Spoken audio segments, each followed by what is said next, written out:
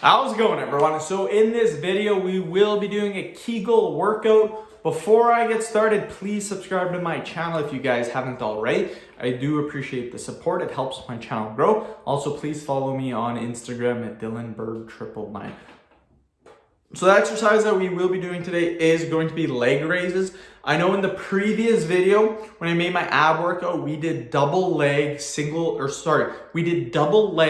toe tap leg raises.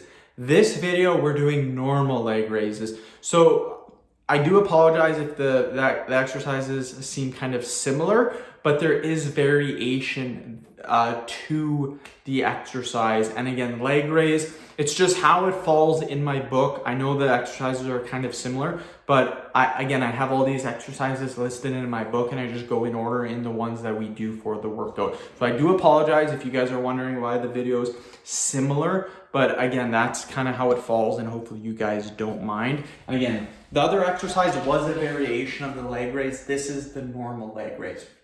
We'll do 5 reps. Don't need to do 10 reps all the time. I like to swap out the the rep ranges just a little bit. So that's 5 reps. I know sometimes we do 10 reps for leg raises, but this workout, I'm going to do 5 only.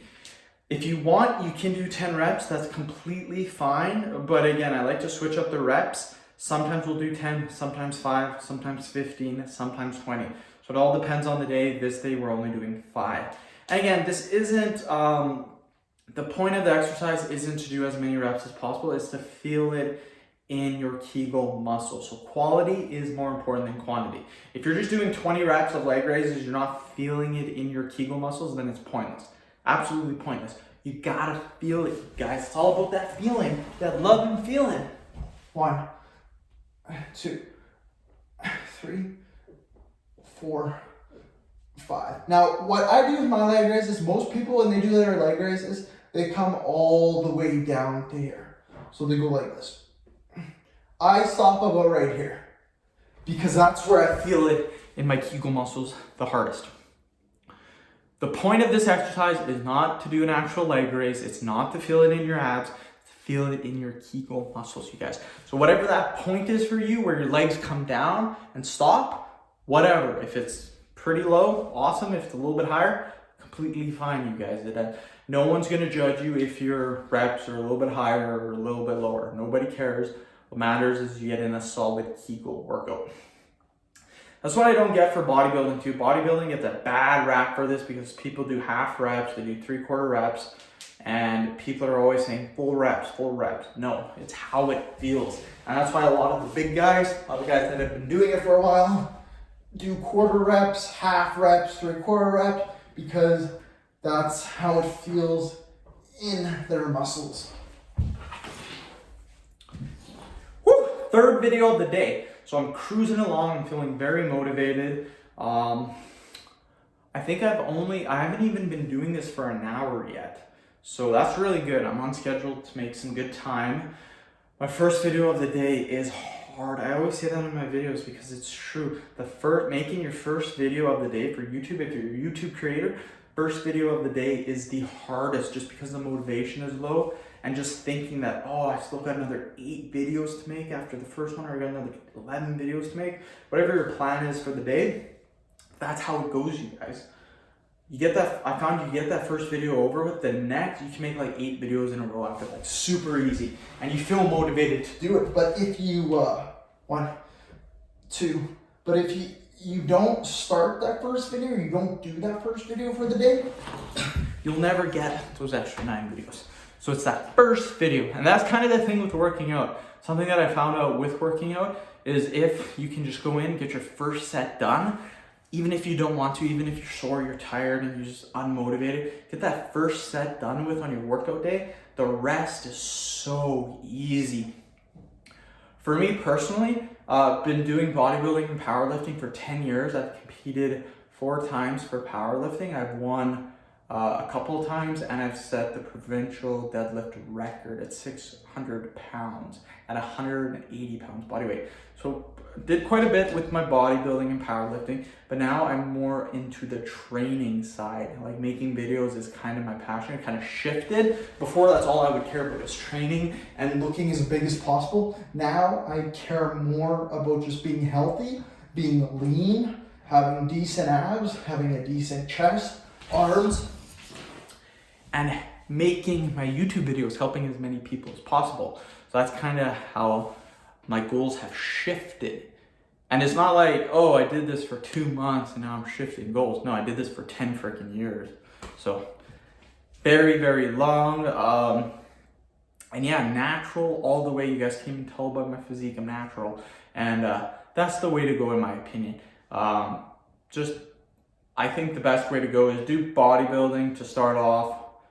I wouldn't start off, I don't know if I'd start off with powerlifting, just because it can be really, really hard on your joints, especially if you're doing the exercises wrong. By doing bodybuilding first, you get to do the squat, the bench, and the deadlift, all of its variations, and you get to practice that for a good amount of time.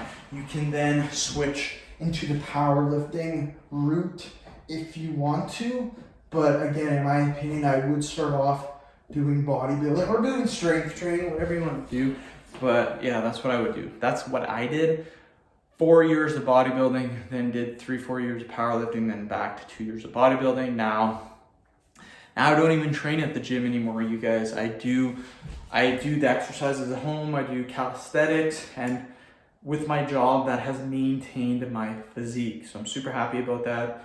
And for my last year of training for bodybuilding, going to the gym, like every single day I was unmotivated to go to the gym just because I've been doing it for so long. In my opinion, it's hard to do something for 20 years plus. Like I've done it for 10. I couldn't imagine doing it for another 10 years. That's why I kind of shifted again. So I did bodybuilding for 4 years, powerlifting for 4 years, back to 2 years bodybuilding. Now I'm more doing calisthenics. So I might do calisthenics training for 3-4 years or 5 years and focus on my YouTube. Then maybe I'll come back to powerlifting, maybe compete again or do bodybuilding. But again, I'm still doing fitness, still training, and it still counts for my total term. I've still been training for 10 years. Next year will be 11 years. So, and I'm a certified personal trainer. I have my personal training certificate. But yeah, the YouTube channel has really, really made me motivated again, just because there's so many different workouts you can do, and filming everything and helping everyone. I get over 100 comments on my channel per day from people. Generally, I would say 90% of the comments are positive. The other 10% are negative as hell. But I mean, that's the thing. When you have as many subscribers as I do, I'm not saying I have a lot, but I do have a decent amount. I have 150,000 subscribers. 1, 2, 3, 4, 5.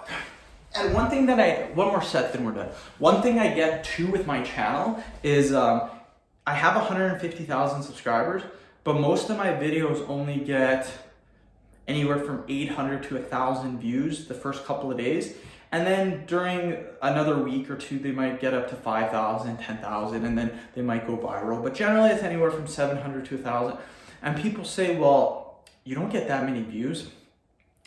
I get around 1.5 million views per month on my channel, just because A, I have 2,500 videos almost, and B, the videos that I do have that do extremely well have went viral, and they still go viral. If you make a viral video on YouTube, you get views for probably 2 to 3 years straight.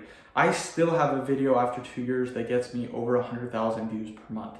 So very, very easy to get views on your channel, even though your new videos don't necessarily get the views. Because for example, there's people that I see on YouTube that get 10,000 views first day of their videos being out. But the minute those 10,000 views are up, that video doesn't get any more views. All of my 2,500 views or videos, majority of them get views every month. The people that get the 10,000 views, sometimes that's it. Don't get any more views. So anyways, that's YouTube talk. This was a Kegel workout. Hopefully you guys did enjoy it. Please subscribe to my channel if you guys haven't already. I do appreciate the support. It helps my channel grow. Also, please follow me on Instagram, DylanBurke999. Comment below in the comments section. I want to hear what you guys think about me talking in between rest periods. Do you guys like it? Is it cool? Is it boring? Am I annoying? Just comment below. I want to hear what you guys have to say. Thanks.